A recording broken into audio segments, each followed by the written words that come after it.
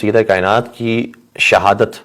قریب آئی تو be be نے اپنی شہادت سے 3 دن پہلے اپنی لاڈلی بیٹی حضرت زینب کبریٰ کو اپنے قریب بلایا اور اس وقت وہ امانت سپرد کی کہ جو امانت بی بی کے پاس کربلا کے واقعے تک باقی رہی۔ اپنے قریب بلانے کے بعد کہا کہ اے میری شہزادی، یہ وہ لباس ہے کہ جو ابراہیم خلیل اللہ کا لباس تھا،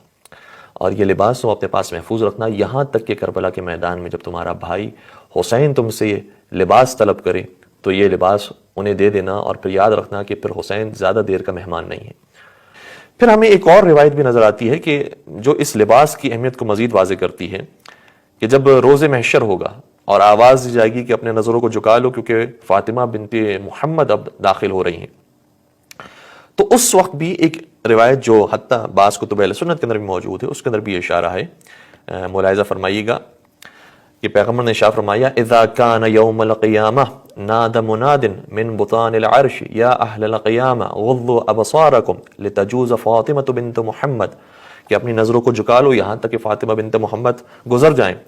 کس طرح سے گزریں گی؟ مع قمیص مغضوب بدم الحسین، اسی قمیص کو لے کر جو حسین کے خون سے رنگین ہوگی۔